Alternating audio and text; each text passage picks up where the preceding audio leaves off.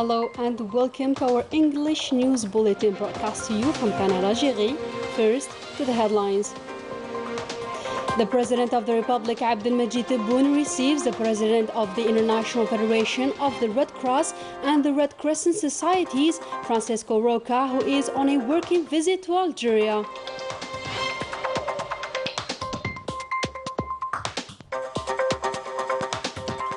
The President of the Republic unveils a series of measures to the benefit of the citizens, notably unemployed youth and bakers, in addition to a set of regional issues in his periodic meeting with the national press.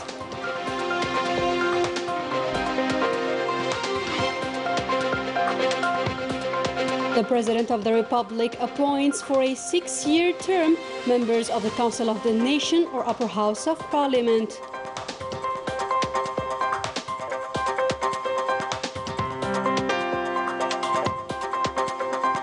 The Chief of Staff of the National People's Army calls for adopting Algeria's approach in fighting the transnational scourge of terrorism. Good evening, those were today's top stories. First in our news, the President of the Republic, Abdelmajid Tebboune, received the President of the International Federation of the Red Cross and the Red Crescent Societies, Francisco Roca, who is on a working visit to Algeria. The audience took place at the headquarters of the Presidency of the Republic here in the capital, Algiers, in the presence of the Minister of Foreign Affairs and National Community Abroad, Ramadan Al-Amamra, and the Principal Private Secretary of the Presidency, Abdelaziz Khalaf. Following the meeting, Francisco Roca made the following statement to the press. Let's have a listen. I had the opportunity to have this very interesting meeting with the President. It was really an honor for us to be received, to engage in a discussion that analyzes in depth the several crises that are affecting the region and the continent. I do feel really humbled and honored by the appreciation that I received from the President and the support that coming from his heart towards the work of the Red Crescent and the Red Cross in Algeria, but all over the world. And from our side, of course, I grant to the President that we as an International Federation of Red Cross, Red Crescent are ready to scale up our activities in the region and to also scale up our support to the Algerian Red Crescent, which we are very proud for the work that the Algerian Red Crescent did in facing the COVID-19, but not only this. By the way, it was an incredible meeting by a very, very wise person that spoke with his heart. So I really thank the President for his kindness and attention and dedication to the humanitarian cause. Shukran. The President of the Republic, Abdelmajid Tebboune, held the periodic meeting with the national press, during which he evoked a set of national and regional issues. Melissa Kebash gives us the gist of the meeting. At the very outset, the President of the Republic stressed the necessity to inform citizens about the latest developments in the country. As for the prices rise, President Tebboune pointed that the rise of prices is due to the rise of prices abroad and urged farmers to increase production to face up this phenomenon, and announced a series of measures to cope with the situation, including a hike of the minimum guaranteed wage.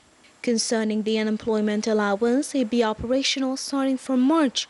This allowance is meant to preserve their dignity as a token of solidarity. It will cover Social Security. This allowance is the first of the kind in Africa. It is permanent and included in the annual budget. As regards bakers, they will pay only the benefit tax and exempted from other taxes to help them and subsidize bread. The President unveiled an ambitious program to enhance investment in the country and grant the economic operators several incentives to spearhead the global development, taking profit of the oil prices rise without being dependent to this vital substance. The different governing officials are being arrested by the high authorities for a better performance, unveiled the President, who indicated that those disturbing the national security are to be sued without neglecting liberties, the democratic principles, and the freedom of speech. The President of the Republic once again highlighted the important role of Algeria in the continent and pointed out that the preparations for holding of the Arab Summit are going well, expressing the hope that it will crown with positive results.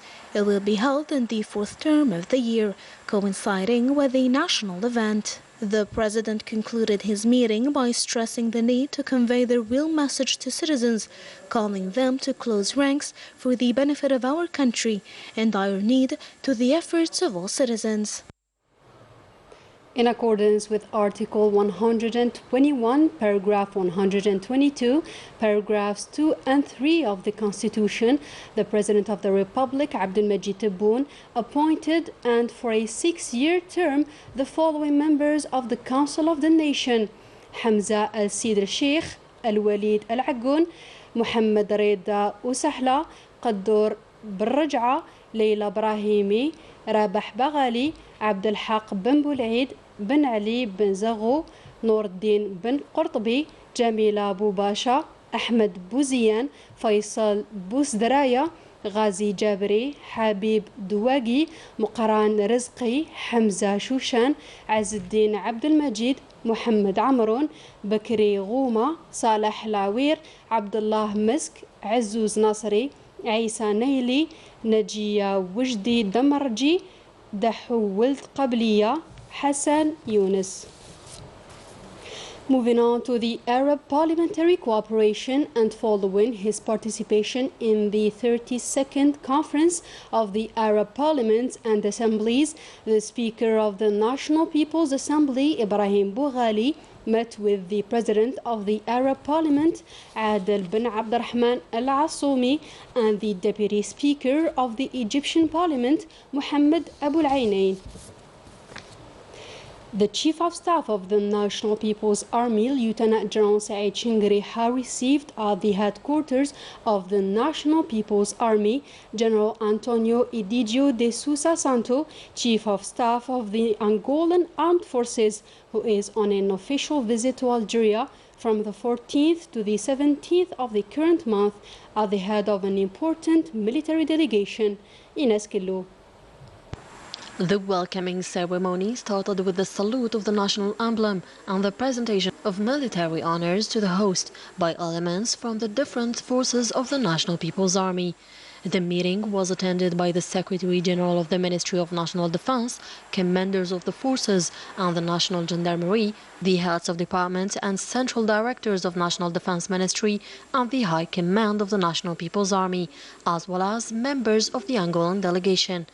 After welcoming the Angolan military delegation, the Chief of Staff stressed that this visit will have a direct positive effect of multiplying the opportunities for meetings and consultations to exchange views on issues of common interest.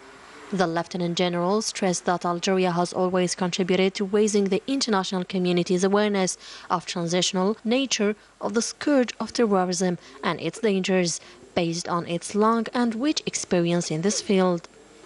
In this context, he welcomed the new global and integrated approach to the fight against terrorism and extremism recommended by President Abdelmajid Tebboune, the Supreme Commander of the Armed Forces, Minister of National Defense, on February 6th during the African Union Summit held in Addis Ababa, because the battle against this dangerous plague requires the efforts of all sides, especially in light of the instability in the Sahel and Saharan region, as well as the exacerbation of the terrorist threats and the spread of the danger of related organizations in many countries of the continent. This approach is based on two main aspects, namely combating extremist groups in the field and combating extremist ideas and protecting African societies from this malicious ideology. For his part, the General of the Angolan Army, Antonio Egidio de Sousa Santos, Chief of Staff of the Armed Forces, highlighted the deep historical relationship between Algeria and Angola, which dates back to the years of foreign occupation, when Algeria provided assistance and support to the Angolan people in order to get their independence.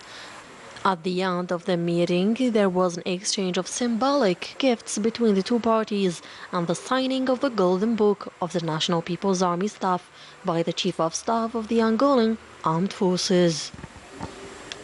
With the aim of boosting the national economy and supporting local production, the Saida Industrial and Commercial Complex is in full swing with a high production capacity so as to cover the local market's needs. The details with Melissa Kabash. This industrial complex, located in Saida province, covers the local market's needs in terms of foodstuffs, with the production capacity reaching 460 quintals of semolina and over 1,500 of flour per day. عندنا في القمح اللين أي البلي طوندر نطحنوا 2000 قنطار في 24 ساعة. We grind nearly 2,000 quintals of soft wheat in 24 hours. As for hard wheat, we grind 1,000 quintals. We are granted 600 quintals to grind per day, which is not enough. We should at least reach 1,000 quintals, especially that we supply 12 sale points across 3 provinces, namely Saida, Al-Bayad and Naama. كاين ولاية السعيدة، ولاية البيض، ولاية النعامة. And with an aim to produce a good quality product for consumers, this production unit has benefited from an upgrading operation, which allowed the creation of nearly 120 job opportunities for the benefit of young people of the region. عندي دبلوم تاع الكترونيك متخرج 2001. I've graduated in 2001 with a degree in electronics and started working here in 2003. 152 هكتار موزع على 266 مستثمر. We aim to create nearly 300 jobs, following the allocation of more than 350 hectares for the benefit of 266 economic operators. It is worth noting that the industry and mining sectors are currently working on cleaning industrial lands, which enabled us to recover nearly 50 hectares after the cancellation of 50 projects.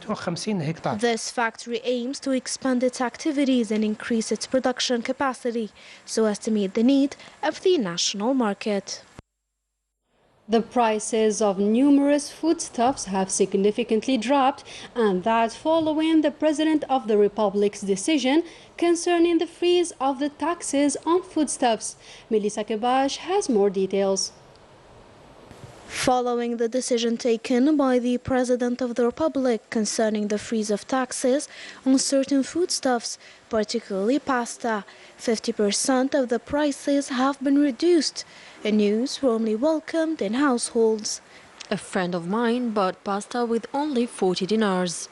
I saw on the news that pasta prices have dropped by 50%. Today I was able to confirm it with my own eyes. Unfortunately, some traders continue to sell it with the old price due to the remaining stock. We can't afford to drop the prices now, knowing that we already bought them at a high-level price. I've heard about the news, but the suppliers with whom I work with didn't inform me about the 50% reduction. This new measure aims to preserve the purchasing power of Algerians and avoid the price hike in international markets. It is worth noting that average consumption of pasta in Algeria exceeds 8 kilograms per inhabitant in a year.